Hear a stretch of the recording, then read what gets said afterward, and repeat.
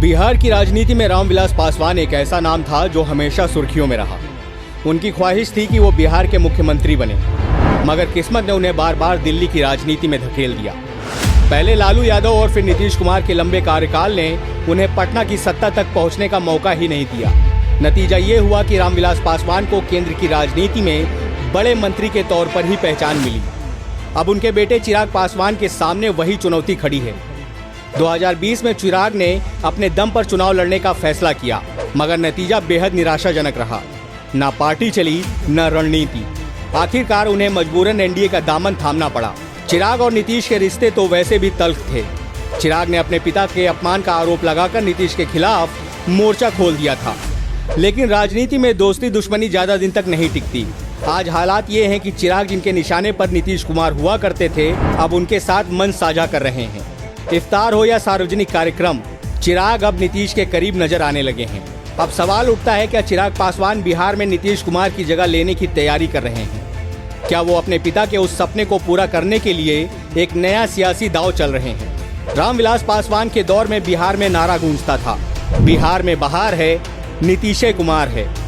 शायद अब बिहार के सियासी गलियारों में ये नारा गूंजने वाला है, बिहार में नई फुहार है, चिराग पासवान तैयार है। नमस्कार, ब्रेकिंग ट्यूब पर आपका स्वागत है। और आज चर्चा का विषय बिहार की राजनीति पर है और बिहार की राजनीति पर हमारे साथ चर्चा करने के लिए देश के जाने माने पत्रकार विद्वान शिवपूजन झा जी हैं। शिवपूजन जी, आपका स्वागत है हमारे साथ ब्रेकिंग ट्यूब पर इस चर्चा में जुड़ने के लिए। जो बात बिहार को लेकर के कही जाती है कि बिहार सच में भारत की राजनीति का एक ऐसा आईना है जहां से बैठ करके, जहां की राजनीति का अनुभव कर करके, राजनीति को पढ़ करके, समझ कर करके आप समूचे देश की राजनीति समझ सकते हैं। और देश की धारा से कुछ अलग ही धारा बिहार में चलती है।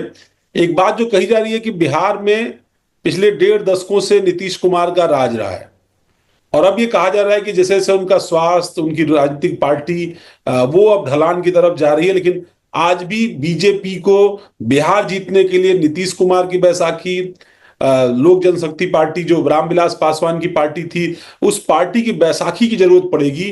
और ऐसे में क्या नीतीश कुमार की ढलती हुई उम्र के साथ साथ चिराग पासवान उस विकल्प के तौर पर उभरने की राह पर आगे बढ़ रहे हैं क्या?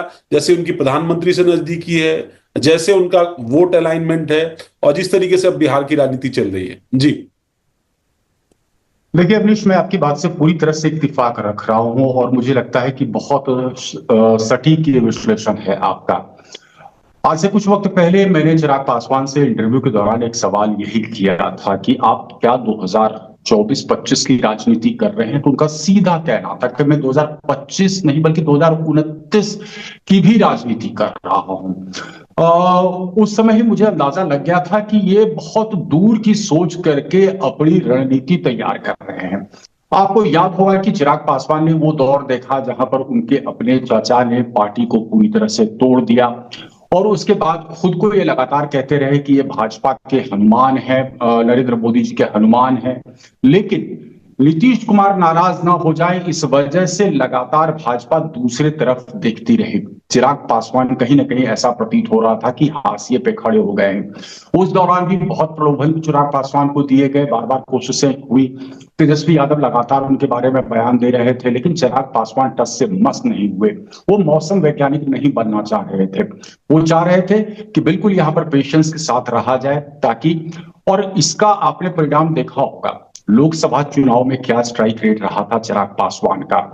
अब स्थिति यह है कि एक तरीके से उनके चाचा हाशिए पे आकर खड़े हो गए हैं। रामविलास पासवान के पक्ष में जो वोट जाते थे, कहीं ना कहीं वो नेचुरली चिराग पासवान के पक्ष में होता हुआ नजर आया है। चिराग पासवान क्या कर सकते हैं, हर कोई को पता है। जो विधानसभा का चुनाव पिछला हुआ, उसमें कितना जबरदस्त तरीके से डेंट कर सकते हैं नीतीश कुमार की पार्टी को, इसका भी हम सबको अंदाजा लग गया। अब जाहिर तौर पर चिराग पासवान तो दूर की सोच ही रहे हैं, और यहां पर मुझे लग रहा है जिस हिसाब से नीतीश कुमार की तबीयत लगातार खराब हो रही है, कोई उत्तराधिकारी नीतीश कुमार अब तक डिसाइड नहीं कर पाए हैं। ऐसी स्थिति में एक पॉलिटिकल वैक्यूम जरूर बनेगा। अब ये पॉलिटिकल वैक्यूम जो क्रिएट होता है, इस पॉलिटिकल वैक्यूम को आखिर कौन भरेगा? कोई नया नेता ही भर सकता है, और बिहार में तो कई बार इस तरीके का उदाहरण दिया भी है। और आप देखेंगे जो कार्यशैली है चिराग पासवान की, जिस तरीके से अभी कुछ वक्त पहले एक सोशल मीडिया पे वीडियो वायरल हुआ था, किसी का रोड पे एक्सीडेंट हो गया था और चिराग पासवान रुक करके उस घायल व्यक्ति को अस्पताल तक पहुंचाते हैं, ये कनेक्ट स्टैब्लिश कर रहा है। दूसरी अहम बात यह है, जहां पे भी चिराग पासवान पहुंच रहे हैं, जनसंवाद करने की कोशिश कर रहे हैं, आप देखेंगे कि लोगों की एक भीड़ आ रही है। तो क्या चिराग पासवान फोकस है सिर्फ अपने उसी वोट परसेंटेज पे? नहीं, वो मूव बियॉन्ड करना चाह रहे हैं। अब देखिए, दलितों के एक नेता है, लेकिन जिस हिसाब से वो बोलते हैं, खुद को वो प्रेजेंट करते हैं, तो इंटेलेक्चुअल वर्ग में भी कहीं ना कहीं चिराग पासवान की एक्सेप्टेबिलिटी बढ़ती चली जा रही है। एक दो चीज इसके साथ और भी जुड़ती है और इसीलिए मैं उसी के साथ चर्चा को आगे बढ़ाऊंगा। एक हसरत आपको भी मालूम होगा कि एक लंबी हसरत रही रामविलास पासवान की बिहार का मुख्यमंत्री बनने की, और वो लालू प्रसाद यादव और नीतीश कुमार बैचमेट्स ही, आप सियासत में तो बैचमेट्स ही रहे, और लगभग एक साथ सियासी पारी शुरू की, लगभग आगे पीछे ही असेंबली पार्लियामेंट 3 जगहों पर भी जाना उनका हुआ, यानी उनका राजनीतिक जीवन शुरू हुआ। लेकिन रामविलास पासवान को नीतीश कुमार और लालू प्रसाद यादव ने कभी बिहार के अंदर बिहार की राजनीति में उस तरह नहीं जमने दिया, और इसीलिए उनको अपनी राजनीति के लिए केंद्र का रास्ता तय करना पड़ा, क्योंकि उनका अपना वोट बैंक सीमित था। जब तक वो किसी के साथ अलाइन नहीं होते थे, उनको नंबर्स उस तरह नहीं आते थे, और नंबर्स जब आते थे तो फिर चाहे वो एनडीए, यूपीए या जो भी गठबंधन कह लें उसके साथ, या संयुक्त मोर्चा की सरकार में अलग अलग वो अलाइन होकर के वहां पर केंद्रीय मंत्री की कुर्सी अपने पास रखने की कोशिश करते। तो इसीलिए उनको सबसे बड़ा मौसम वैज्ञानिक के तौर पर उनको संज्ञा भी दी गई। अब मैं इससे बात जब आगे बढ़ाता हूं कि क्या बेटा बाप की हसरत को, जो उसका सपना था, उसको पूरा करने की राह पर आगे बढ़ा है, क्योंकि बिहारी फर्स्ट का एक स्लोगन आपको याद होगा पिछली बार जो है वो दिया था चिराग पासवान ने, और इसी कोशिश में उन्होंने अपने पिता को इस बात के लिए मनाया था कि नीतीश कुमार ने अगर आपको वो वेटेज नहीं दिया है, आपको वो सम्मान नहीं दिया है, तो हमको उनके साथ जाने की बजाय, और बहुत मुखर विरोध किया था चिराग पासवान ने नीतीश कुमार का, अपने पिता के अपमान का भी आरोप लगाया था। जब उनकी मृत्यु हुई तब भी उनकी तस्वीर के सामने आकर के उन्होंने नीतीश कुमार को बहुत बुरा भला कहा था। और आज वो जिस तरीके से नीतीश कुमार को कैरी कर रहे हैं, कमोबेश वैसे ही कैरी करने की कोशिश कर रहे हैं जैसे शायद अगर नीतीश कुमार का बेटा राजनीति में होता तो अपने पिता को कैरी कर रहा होता। यानी उनका हाथ पकड़ करके जिस तरह तस्वीरें आ रही हैं, उनको खिलाते हुए तस्वीरें आ रही हैं, कान में बोलते हुए तस्वीरें आ रही, वो जो कड़वाहट है वो कहीं ना कहीं जो सियासी उम्मीद है उसमें कहीं ना कहीं घुल गई है। देखिए, पॉलिटिकल एक्यूमेन मैं बताऊं आपको कि पॉलिटिकल एक्यूमेन चिराग पासवान का मुझे काफी बढ़िया दिखता है। बहुत ज्यादा खरास, बहुत ज्यादा रिश्ते में तल्खियां थी नीतीश कुमार के साथ, और कभी उन तमाम सीटों पर इन्होंने अपने कैंडिडेट्स उतार दिए थे जहां से कि जदयू कॉन्टेस्ट कर रही थी। और आपने देखा होगा कि नतीजे किस तरीके से आए, तीसरे नंबर की पार्टी पर रिड्यूस हो गई थी जदयू। अब आज की तारीख में अगर वो इफ्तार अपने घर पर रखते हैं तो वहां नीतीश कुमार भी पहुंचते हैं। यानी कि चिराग पासवान ने वो जो एक वेनमस रिलेशनशिप था, जो एक दूरियां थी, उसको कहीं ना कहीं बिल्कुल नेपथ्य में डाल दिया। उन्हें पता है कि आगे की राजनीति में अब चिराग पासवान हूं, तेजस्वी यादव हूं, या फिर इस तरीके के जो भी युवा नेता हैं, उनकी काफी अहम भूमिका होनी है बिहार में। और चिराग पासवान इसी बाबत अपने तमाम जो शतरंज पे जो अपने मोहरे वो सजा रहे हैं, उसी को ध्यान में रख करके सजा रहे हैं। अब आप देखिए, स्ट्राइक रेट जो लोकसभा का चुनाव हुआ उसमें चिराग पासवान का कितना जबरदस्त स्ट्राइक रेट था, उसके पहले आप तुलना कर लें, सीटें जीत गए, वो सारी सीटें जीत गए। अब आप इसको देखिए इस नजरिए से, बार्गेनिंग टेबल पर कभी क्या भाजपा पर वो दबाव की राजनीति कर रहे हैं क्या? ऐसा कहीं कोई बयान आपने नहीं देखा होगा। दूसरी अहम बात यह है कि जो स्लोगन दिया था बिहार फर्स्ट, बिहारी फर्स्ट, इसका एक इमोटिव कनेक्ट भी है। वो बात करते हैं पलायन की भी, और आपने देखा होगा बाद के दिनों में लगभग इसी तरीके का स्लोगन प्रशांत किशोर ने भी शुरू किया, लगभग इसी तरीके के स्लोगन्स पर तेजस्वी यादव भी आ गए। लेकिन इन्होंने अपॉर्चुनिटी को कहीं ना कहीं ग्रैब किया। अगर इस विषय पर चर्चा होगी तो लोग कहेंगे ये थॉट प्रोसेस बिहार के विकास को लेकर के, पलायन को रोकने को लेकर के, यहाँ पर इन्वेस्टमेंट को लाने को लेकर के, इसका एक रोड मैप और इसका एक विजन डॉक्यूमेंट चिराग पासवान तो बहुत पहले दे चुके हैं। अच्छा, एक जो बात समझ में आती है और जिस बात के लिए हम कह रहे हैं, जब जनरेशन नेक्स्ट की बात हम कर रहे हैं और उसमें पॉलिटिकल लेगेसी को आगे बढ़ाते, लालू प्रसाद यादव की लेगेसी को तेजस्वी आगे बढ़ा रहे हैं, रामविलास पासवान की लेगेसी को आगे बढ़ाने के लिए चिराग पासवान लगातार पार्लियामेंट जा रहे हैं। अब वो केंद्रीय मंत्री भी हैं, उन्होंने पार्टी रिस्टोर की है और ये एक बड़ी अचीवमेंट रही उनकी सियासी तौर पर कहीं ना कहीं। लेकिन नीतीश कुमार की पार्टी में न उनके परिवार से न उनके इर्द गिर्द कोई ऐसा राजनीतिक उभरा, ऐसा जरूर दिखा कि कुछ लोग आते गए जाते गए, कभी प्रशांत किशोर आए, कभी मनीष वर्मा आए, कभी जो मिनिस्टर थे केंद्रीय, आरसीपी सिंह क्या नाम था उनका, वो आए और आते गए और जाते गए, वो क्रम चलता रहा। उनके बेटे का भी नाम पिछले कुछ महीनों से लगातार आ रहा था, लेकिन अब चुनाव जैसे जैसे नजदीक आ रहे हैं चीजें और स्पष्ट होंगी। लेकिन राजनीति में जब तक आप प्रूव नहीं करते, लोग उसको एक्सेप्ट नहीं करते। चिराग पासवान ने भी प्रूव किया है और तेजस्वी यादव ने भी पिछले चुनाव में अपने आप को प्रूव किया है, और उसी का नतीजा है कि उनको सियासी तौर पर गंभीरता से एक मजबूत विकल्प के तौर पर देखा जा रहा है। अब ये बात कही जा रही है कि बीजेपी को, चूंकि बिहार जैसे राज्य में जब तक एक कॉम्बिनेशन नहीं आएगा और उनके पास अपना कोई ऐसा फेस नहीं है जिसको वो सीएम की रेस में आगे करें और वहां पर दूसरे वोट को अपने साथ जोड़ पाए, क्योंकि मूलतः सवर्णों की पार्टी, बैकवर्ड्स में भी कुछ सेक्शंस उनके साथ रहे, लेकिन नीतीश कुमार को उनको महादलित के इक्वेशन के नाते अपने साथ जोड़ना पड़ा, क्योंकि अल्पसंख्यक आबादी बिहार में अच्छी और वो बीजेपी को वोट नहीं करती है।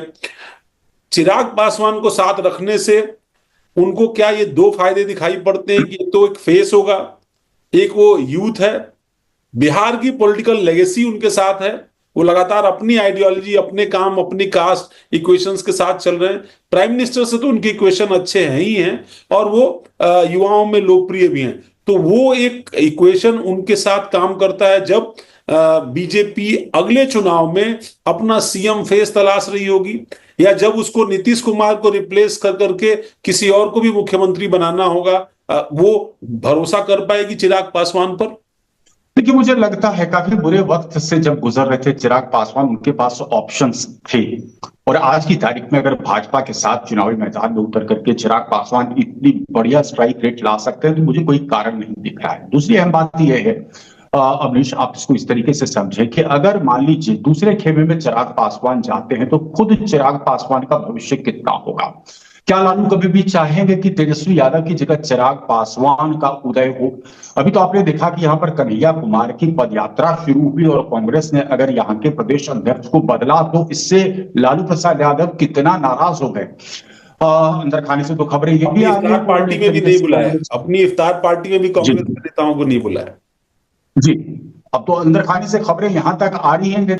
यहां पर स्थिति स्पष्ट है, लालू प्रसाद यादव कभी भी नहीं चाहेंगे कि चिराग पासवान को वो कद मिले जो वो अपने बेटे तेजस्वी यादव के लिए चाहते हैं। अब देखना बड़ा दिलचस्प होगा कि उस खेमे में Tejashwi Yadav as chief ministerial candidate कितना एक्सेप्टेबल होंगे। अब हम दूसरे खेमे की बात कर लेते हैं, हम एनडीए खेमे की बात कर लेते हैं। 25 के जो नतीजे होंगे इसके बड़े दूरगामी परिणाम होंगे। कहीं ना कहीं मुझे लगता है कि परिणाम के बाद भाजपा सिंसियरली इस बात को सोचेगी कि क्या this is the high time, और ये निर्भर करेगा जो नतीजे आते हैं उस पर भी बहुत कुछ। स्ट्राइक रेट अगर बेहतर होता है भाजपा का तो जाहिर तौर पर भाजपा चाहेगी कि इस बार मुख्यमंत्री उनका हो। चिराग पासवान का फिर क्या भविष्य है? मुझे लगता है वर्तमान जो स्थिति है, जो हालात हैं, इसमें चिराग पासवान टस से मस नहीं होंगे, वो अपने वक्त का इंतजार करेंगे। एक बहुत लंबी पारी बची हुई है चिराग पासवान के लिए, और इस बीच वो पूरा अपना होमवर्क कर रहे हैं, ग्राउंड वर्क कर रहे हैं, अपनी एक्सेप्टेबिलिटी ना सिर्फ अपने समाज के लोगों में, अपनी जात के लोगों में, बल्कि दूसरी जगह भी ये बनाने की पूरी कोशिश कर रहे हैं। आपको याद होगा 2005 में एक फॉर्मूला के तहत नीतीश कुमार आए थे बिहार में। फॉर्मूला था उनका सोशल इंजीनियरिंग का, यानी कि अगर MY समीकरण उसको तोड़ा नहीं जा सकता तो MY समीकरण के एक रिवर्स पोलराइजेशन करके आप सोशल इंजीनियरिंग क्रिएट कर लें, जहां पर कि आप हर एक वर्ग से, हर एक कास्ट से कुछ कुछ वोटर्स को अपने पक्ष में करें, और यही विनेबिलिटी फैक्टर रहा है नीतीश कुमार का, जिस वजह से कि अब तकरीबन 18-19 साल से सत्ता में वो काबिज हैं। एक चीज जो कही जाती है चिराग पासवान के साथ कि उनको इस बात का भी एडवांटेज है बिहार की सियासत में कि वो उनके पिता तो दलित वर्ग के बड़े नेता थे ही वहां पर, उनकी माता जो है वो सवर्ण परिवार से आती है, और जब बीजेपी में भी या बीजेपी के मतदाता को भी चिराग को एक्सेप्ट करना होगा तो उस समय ये फैक्टर उसके लिए काम करेगा और वो आसानी से चिराग पासवान को या उनकी लीडरशिप के अंदर पीछे जा सकता है। एक तो ये बात है। दूसरी बात ये है कि चिराग क्या इस ऑप्शन को भी लेकर के चल रहा हूं, मैं नीतीश कुमार की भूमिका रिप्लेस करने की अगर बात कर रहा हूं तो मैं उस ऑप्शन की भी बात कर रहा हूं कि कल को जैसे नीतीश कुमार ने 2 बार स्विच किया, चिराग पासवान के पिता ने भी कई बार स्विच किया, चिराग भी एक बार उनके साथ रहे, एक तो फैसला उनका ही था अकेले लड़ने का, चिराग पासवान ने अपने फादर को इंसिस्ट किया था कि अकेले लड़ा जाए विधानसभा का चुनाव।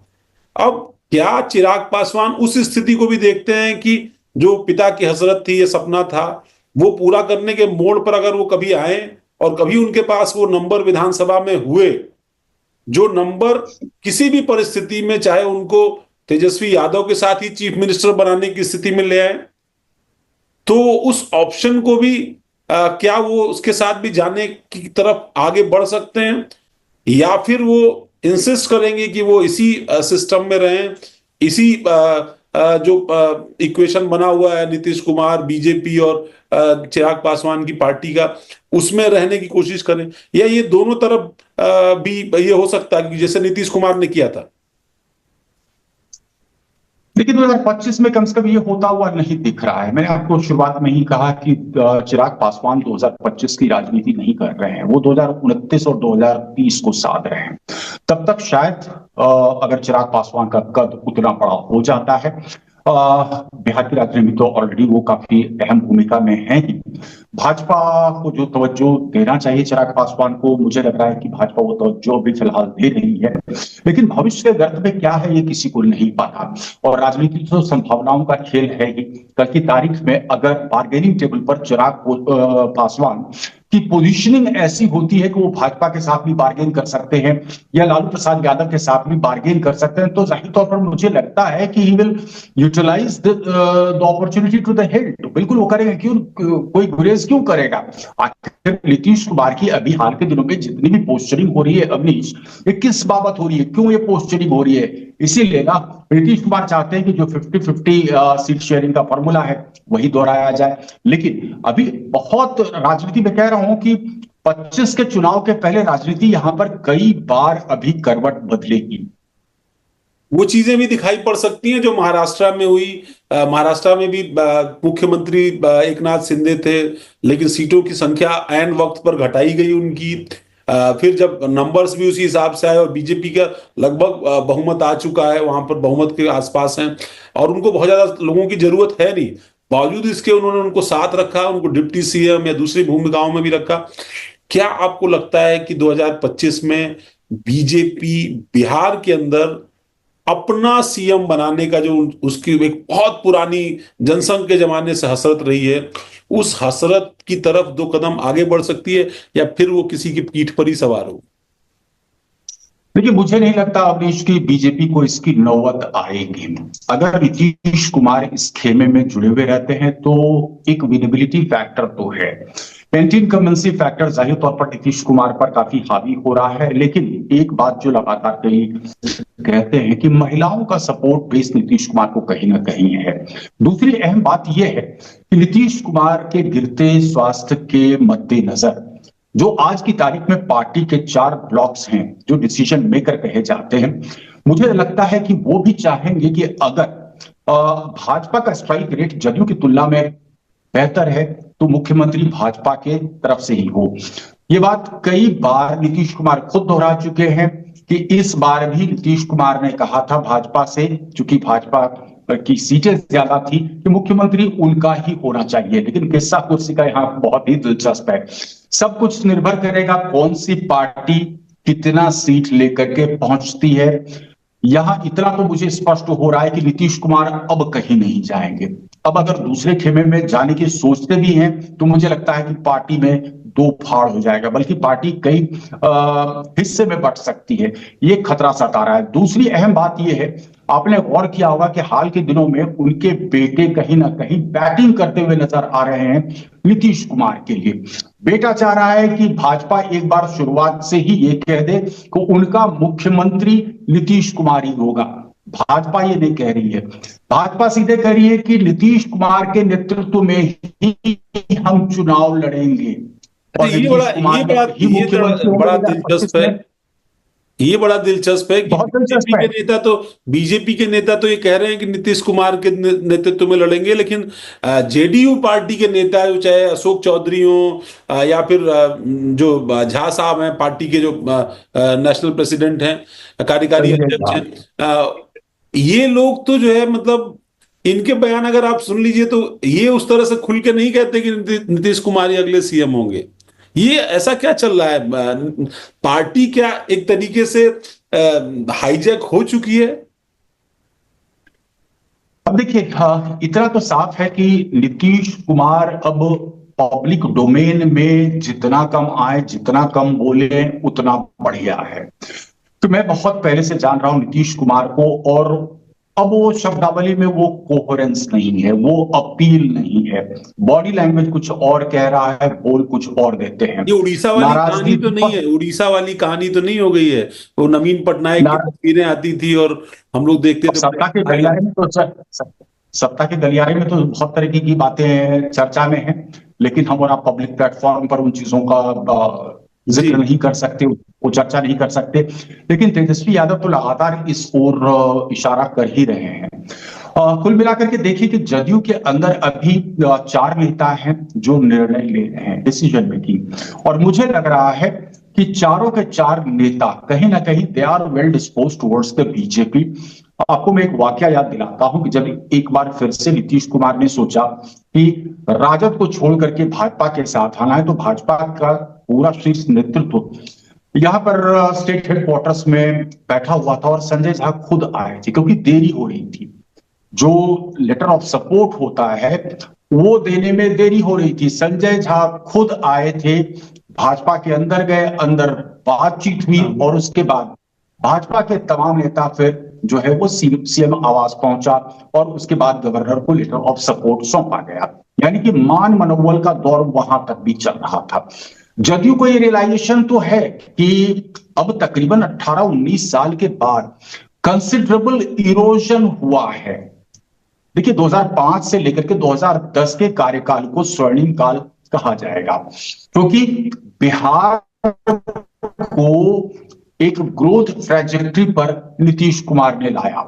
रूल ऑफ लॉ कहीं ना कहीं नीतीश कुमार ने स्टैब्लिश किया, लेकिन लोगों की एक्सपेक्टेशंस में लगातार बढ़ोतरी होती है। अब जब मैं बिहार को कंपेयर करता हूं नेबरिंग उत्तर प्रदेश से, वहां पर आप देखते हैं तो डेवलपमेंट के पैरामीटर्स पर बिहार कहीं ना कहीं टूट गया। तो लोगों के इस बढ़े हुए एक्सपेक्टेशंस को नीतीश कुमार मीट कर पाएंगे या नहीं कर पाएंगे, ये एक बड़ा सवाल है। और इसलिए मैं कह रहा हूं कि 2025 का जो चुनाव अभी होने वाला है, ये चुनाव बहुत ही महत्वपूर्ण होने वाला है। कई मायने में ये मैं कह सकता हूं कि नीतीश कुमार के आगे के भविष्य को भी तय करेगा, मुझे लग रहा है। लेकिन दिस इज हाई टाइम जहां नीतीश कुमार को अब ऑनरेबल एग्जिट ले लेना चाहिए। दिस इज हाई टाइम कि नीतीश कुमार को अपना उत्तराधिकारी घोषित कर देना चाहिए। मैं क्यों कह रहा हूं उत्तराधिकारी? नीतीश कुमार हर बार मुखर रहे हैं, परिवारवाद के खिलाफ वो बयान देते रहे हैं, लेकिन क्षेत्रीय दलों में ये जो है माइंडसेट, लालू के बाद तेजस्वी यादव, मुलायम के बाद कौन, तो भाई उनका बेटा। वजह क्या है कि उनके वोटर्स ऐसे ही सिस्टम में खुद को वो इनफैक्ट पार्टी वर्कर भी, और अगर नेशनल पार्टीज को सरवाइव करनी है तो ये करना होगा। तो नीतीश कुमार के साथ जो वोट बैंक है वो ज्यादा बेहतर कनेक्ट कर सकता है निशांत के साथ। और ये सिर्फ मैं नहीं कह रहा हूं, ये अमूमन देखा यही गया है कि हर क्षेत्रीय दल की स्थिति ऐसी ही होती है, लेकिन लेकिन निशांत में उससे अब टाइम बहुत कम रह गया है निशांत के पास, मुझे ऐसा लगता है, क्योंकि पॉलिटिकल एक्सपोजर उनका है नहीं, भाषण उनके लोगों ने सुने नहीं, वो कैसा बोलते हैं, जो विषय वस्तु है उस पर उनकी राय क्या है। एक आखिरी सवाल आपसे करूंगा, चिराग पासवान, उन्हीं पर बात हम कर रहे हैं, उनके प्लस फैक्टर क्या हैं और निगेटिव फैक्टर्स क्या हैं अगर वो बिहार को लीड करने की उनकी स्थिति आती है तो? विजनरी है, जल्दबाजी में निर्णय नहीं लेते हैं, पॉलिटिकल एक्यूमेंट डेवलप हो गया है मुझे लगता है कि, और एक लिगेसी है पिताजी की उनकी। निगेटिव अभी बहुत कम है। निगेटिव में अगर मैं कहूं तो ये कह सकता हूं कि अपने जात विशेष के ऊपर उनको सपोर्ट बेस बहुत जल्द डेवलप करना पड़ेगा, तभी वाइड एक्सेप्टेबिलिटी उनकी होगी। और अगर 2029 को ध्यान में रख करके अपनी राजनीति कर रहे हैं तो अभी से उनको बहुत कड़ी मेहनत और ग्राउंड वर्क करना चाहिए। तकरीबन हर तबके से, जैसे नीतीश का फॉर्मूला था सोशल इंजीनियरिंग, वो सोशल इंजीनियरिंग की शुरुआत उनको कर देनी चाहिए। लोग ये कहते हैं कि घर में ही काफी घिरे हुए थे, जैसे रामविलास पासवान भी भाई को भी ले लें, भतीजे को भी ले लें, और भी दूसरों को ले लें, सारे भाइयों को उन्होंने एमपी बना दिया या विधानसभा भेज दिया। वैसे ही ये दबाव चिराग पर भी रहता है कि मतलब जीजा जी को भी ले लें, अपने भी आ जाएं, और भी परिवार में कोई है तो उसको भी साथ लेकर के चल लें। ये बड़ी चुनौती हो जाती है इस तरह की राजनीतिक परिस्थिति में जब आप पूरा स्टेट लीड कर रहे हो। बहुत बड़ी चुनौती होती है, बहुत बड़ी चुनौती होती है, और मुझे लगता है कि इससे उनको निकलना चाहिए। इससे अगर वो निकल जाते हैं तो मुझे लग रहा है कि उनका खुद का और उनकी पार्टी का बिहार में बढ़िया स्कोप हो सकता है। जी, धन्यवाद। धन्यवाद शिवपूजन जी। ये चर्चा खास तौर पर जिस मुद्दे पर हम बात करना चाहते थे कि चिराग पासवान का सियासी भविष्य, क्या उनको नीतीश कुमार को रिप्लेस करने वाली राजनीतिक स्थिति में आने वाले 2025 के चुनाव में बिहार के अंदर ला रहा है या नहीं ला रहा है, इस पर अपनी राय जरूर दीजिएगा। हमारे YouTube चैनल को सब्सक्राइब करिए, हमारे Facebook और Instagram चैनल को फॉलो करिए, X पर ब्रेकिंग ट्यूब को फॉलो करिए और हमारा हौसला बढ़ाइए, ताकि इसी तरीके से हिंदी पट्टी की राजनीतिक खबरें या सनसनीखेज खबरें हम लेकर के अपने दर्शकों के सामने आए, आपके सामने आए और आपकी राय भी साथ में साझा करें। धन्यवाद, नमस्कार।